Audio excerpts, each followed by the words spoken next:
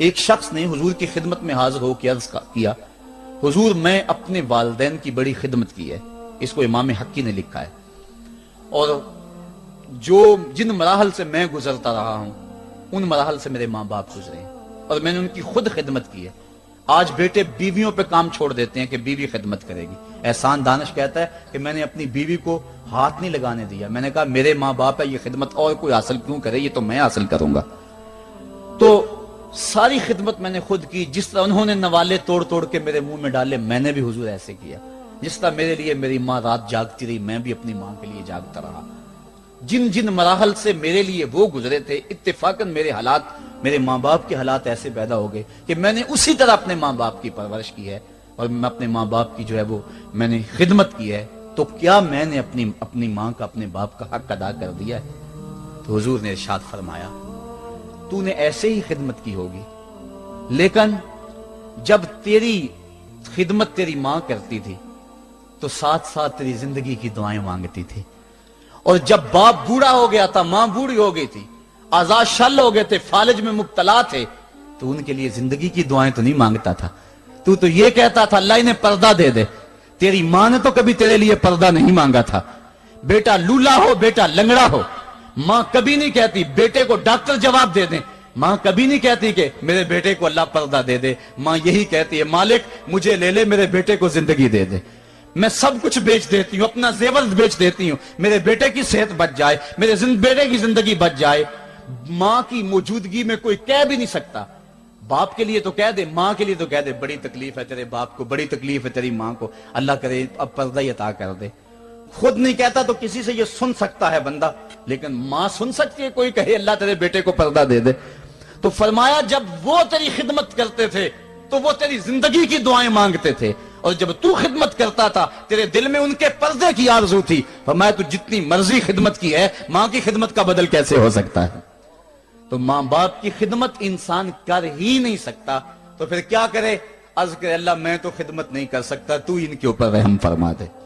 ماں باپ کے لیے دعا کرے. علماء نے یہاں بیان فرمایا ماں کافر ہو تو پھر بھی دعا کرے، باپ کافر ہو تو پھر بھی دعا کرے، مومن ہو تو پھر بھی دعا کرے، گناہگار ہو پھر بھی دعا کرے، نیکوکار ہو پھر بھی دعا کرے، دعا نہ چھوڑے.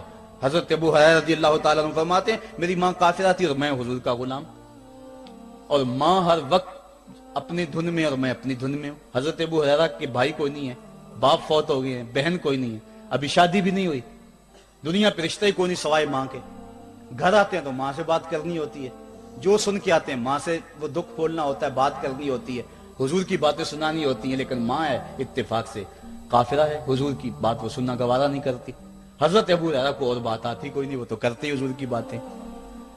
ایک دن حضور کی بات چھیڑی، ماں کی زبان سے کوئی جملہ ایسا نکلا جو سخت تھا، گوارا نہ ہوا، چھوڑ دیا گھر کو. ماں تیری عظمت کو سلام، لیکن رسول اللہ کے مقابلے میں تیری کوئی شان نہیں ہے.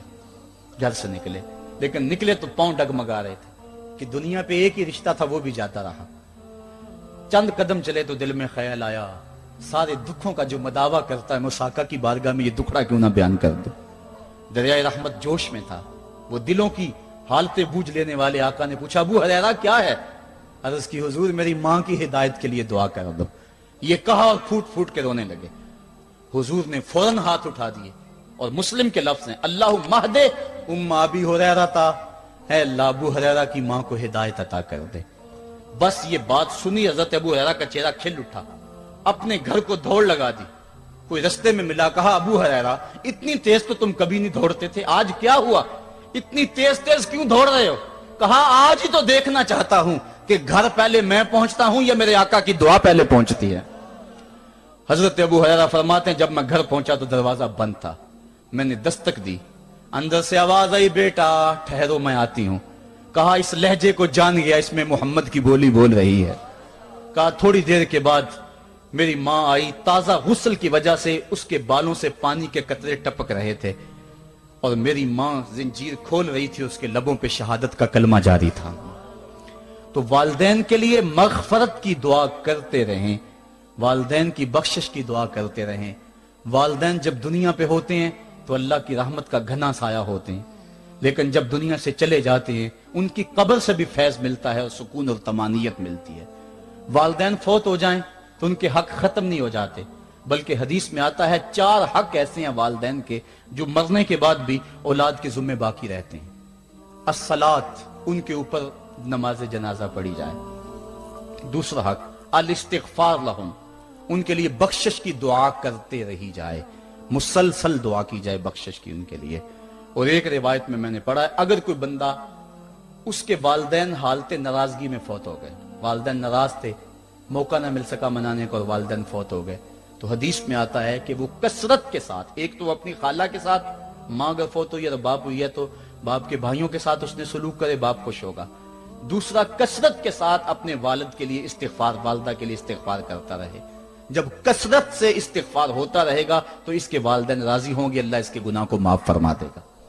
دوسرا حق والدین کا یہ ہے استغفار لہم، ان کے لیے بخشش کی دعا کی جائے، حدیث میں آتے ہیں۔ تیسرا حق بر الاصدقاء، ماں کی سہیلیوں، بہنوں اور رشتہ داروں کے ساتھ، اور باپ کے دوستوں، بھائیوں اور رشتہ داروں کے ساتھ اس نے سلوک کیا جائے۔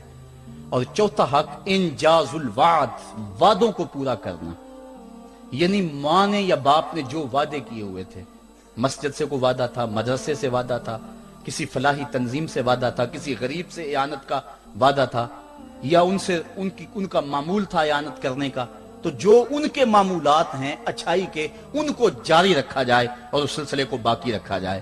تو یہ 4 حق ایسے ہیں جو والدین کے مرنے کے بعد بھی اولاد کے ذمہ باقی رہتے ہیں۔ اللہ کے حبیب صلی اللہ علیہ وسلم کے والد اس وقت انتقال کر گئے تھے جب حضور شکم مادر میں تھے، والدہ اس وقت انتقال کر گئی جب عمر 6 سال تھی۔ ابوا کی ریت کے ٹیلے ہیں، مدینہ المنورہ سے واپسی ہے، حضرت آمنہ، حضرت ام ایمن اور حضور، 3 نفوس پہ مشتمل یہ قافلہ ہے، 2 اونٹ ہیں۔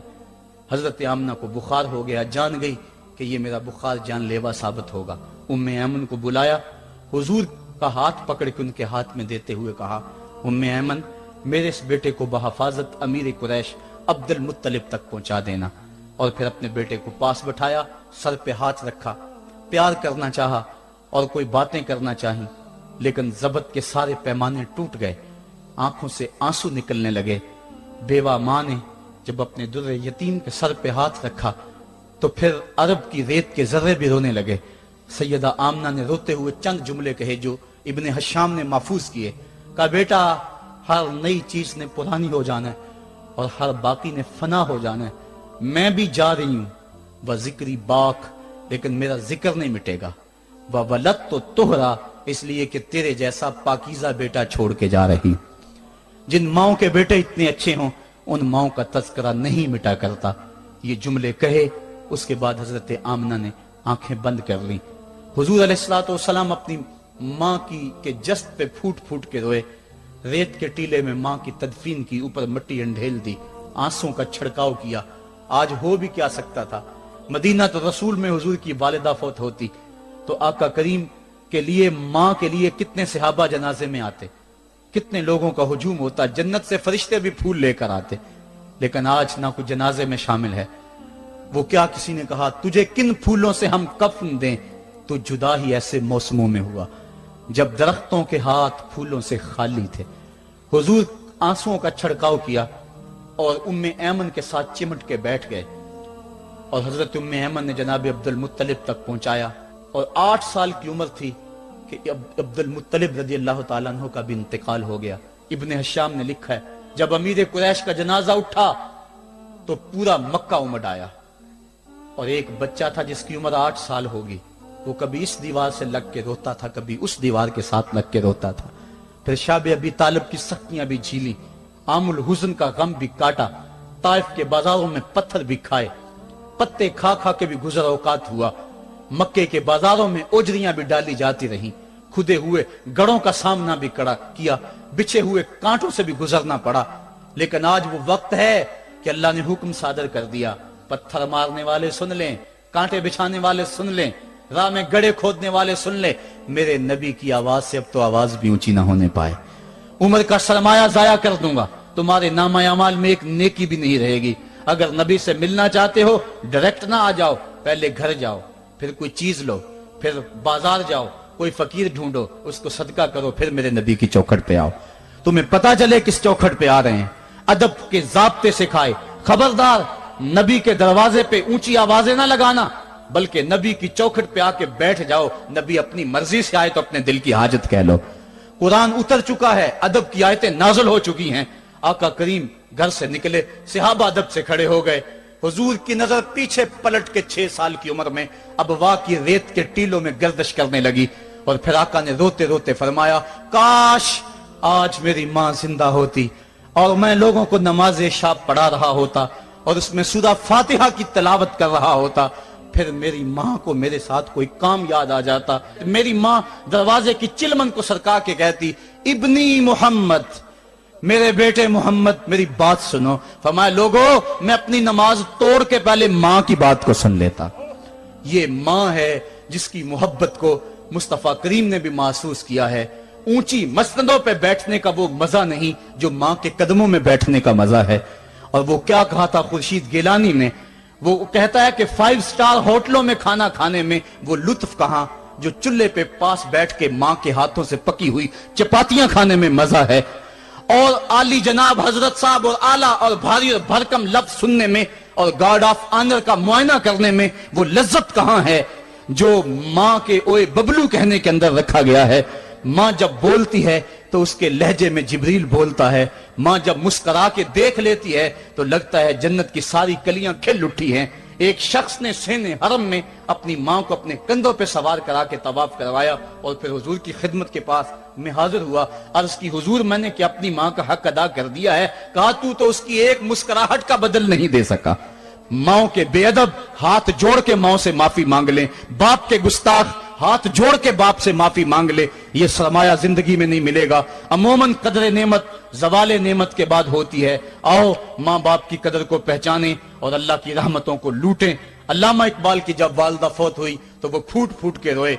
जवान होने के बावजूद उनकी आंखों से आंसू नहीं थमते थे और फिर रोते रोते कहते थे, वतन में होगा अब किसको मेरा इंतजार, कौन मेरा खत न आने से रहेगा बेकरार, आरज़ू लेके तेरी खाक के तुरबत पे आऊंगा, अब दुआए नीम शब में किसको मैं याद आऊंगा, कौन पिछले पहर उठ के दुआ करेगा।